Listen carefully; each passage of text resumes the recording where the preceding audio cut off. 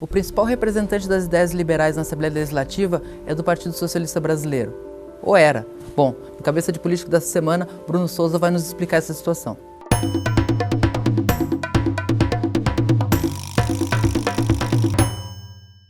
Deputado, o senhor se notabiliza, desde quando era vereador em Florianópolis, especialmente agora na Assembleia Legislativa, pela defesa das ideias liberais. Como é que um parlamentar liberal foi parar no Partido Socialista Brasileiro? Pois então, o PSB aqui em Santa Catarina sempre teve um aspecto, uma característica muito diferente, inclusive reconhecido pelo próprio atual presidente Carlos Siqueira, que o PSB aqui era formado por um grupo de ex-liberais. O líder do partido, líder pelo menos moral, era o ex-deputado Paulo Bornhausen, que é uma figura sempre de oposição ao governo PT. Em 2014, o partido, existiam poucos espaços que não tinham aderido ao governo petista à época, e o PSB era um desses partidos que não tinha aderido, em uma pauta muito ligada a Eduardo Campos, que queria ser uma terceira via. Então era o espaço, foi o partido que me ofereceu naquele momento o respeito às minhas convicções e o espaço para que eu concorresse como vereador. E os grupos, e no Brasil ainda, acredito que é assim, os partidos têm as características dos grupos locais. E a característica do grupo local do PSB era um partido de oposição às ideias extremas de esquerda e mais ligado a uma ideia mais liberal aqui no estado. Agora a gente vive esse momento em que há um divórcio entre o grupo estadual do grupo nacional, essa questão sobre os mandatos, mas focado muito na questão do seu mandato, que a direção nacional está na justiça querendo que o senhor perca o mandato. O senhor se desfiliou em fevereiro, logo depois da posse. Como é que foi esse processo? Na verdade, o PSB, o presidente atual, Carlos Siqueira, começou um processo de perseguição ao PSB. Como ele mesmo lhe disse, ele não tinha afinidade com nenhuma entrevista que ele concedeu a ti, ele não tem afinidade com esse grupo, ele diz ele que encontrou esse grupo ali, e começou uma perseguição, principalmente que se tornou muito notável a partir da própria eleição, onde houve a expulsão do ex-prefeito, do prefeito Buligon, que era do partido, e diversos atos de perseguição e uma clara guinada do partido a uma esquerda retrógrada, que não era o projeto de Eduardo Campos, nem era o espaço que nós tínhamos aqui construído. O senhor pediu a desfiliação em fevereiro, mas não fez essa comunicação nem à sociedade, nem à Assembleia Legislativa, onde continuou usando os espaços do PSB. O senhor não acha que isso ficou incoerente? Não, de forma nenhuma. Eu fiz o que preconiza a lei eleitoral e a jurisprudência do TSE.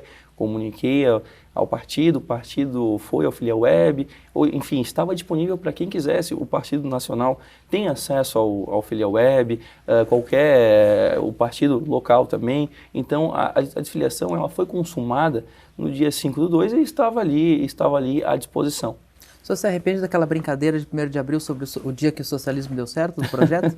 Na verdade, não me arrependo, não, porque eu sempre usei de formas um pouco irreverentes para me comunicar, eu sempre usei as redes, uma linguagem mais contraída na rede, e eu confio muito no trabalho que eu faço, acredito que eu tenho um trabalho muito consistente e na verdade, o que aconteceu foi uma problematização de um meme, né? Então, isso não deveria ter acontecido. O senhor já tem destino partidário?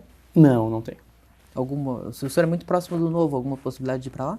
Na verdade, eu quero esperar as melancias se ajeitarem, como se fala, e o tempo passar um pouco para que eu possa fazer alguma projeção futura.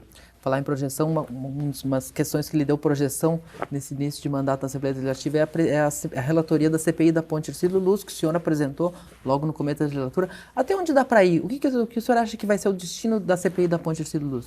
Olha, pelo que nós levantamos até agora, nós teremos no final algumas informações que a sociedade catarinense poderá ter acesso e serão muito importantes. Como quanto custou a ponte de fato, porque hoje em dia ninguém pode afirmar com certeza.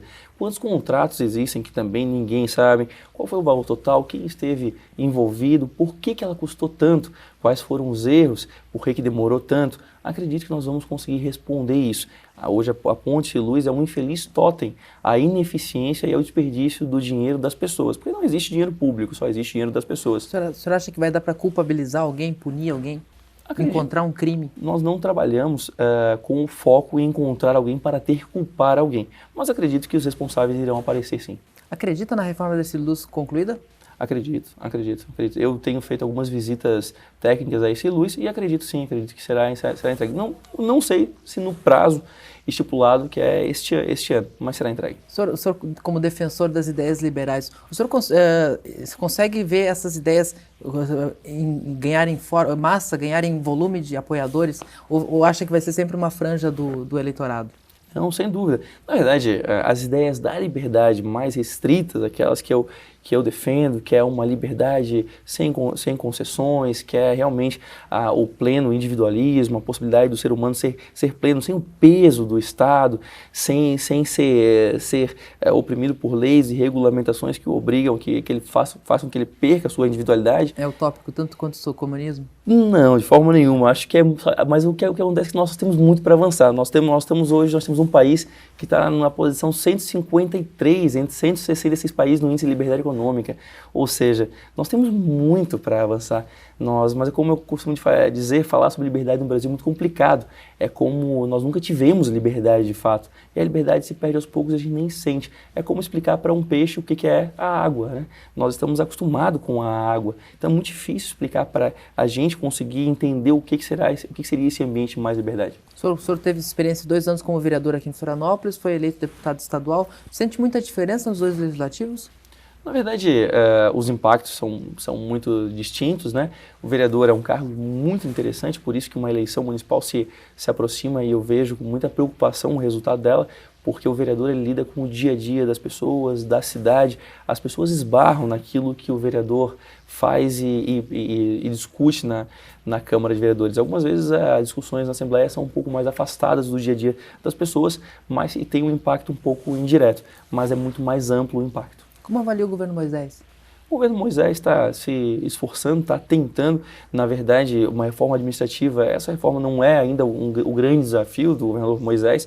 Nós temos hoje um grande desafio nas contas públicas, onde nós temos que fazer com que o nosso Estado deixe de ser um clube de apenas pagar previdência e pagar folha. Nós precisamos mudar isso porque não tem como isso ser sustentável. Nós temos um déficit previdenciário hoje de 18% da nossa receita corrente líquida, R$ 615 por pessoa, por catarinense tem que pagar, cada catarinense paga R$ 615 desse déficit. Nós temos que enfrentar esse problema, as nossas contas públicas, e aí sim será o grande desafio do governador Moisés, ele poderá se testar como gestor e como político. Bruno Souza será candidato a prefeito de Florianópolis? Não, o Bruno Souza não está pensando nisso. Eu quero ser deputado, eu quero ter um bom ano, ter uma CPI para conduzir, eu tenho projetos que eu quero encampar, tenho muita vontade, muitas ideias. Bom, deputado, obrigado pela presença aqui no Cabeça de Político, até uma próxima oportunidade. Eu que agradeço, muito obrigado pela oportunidade.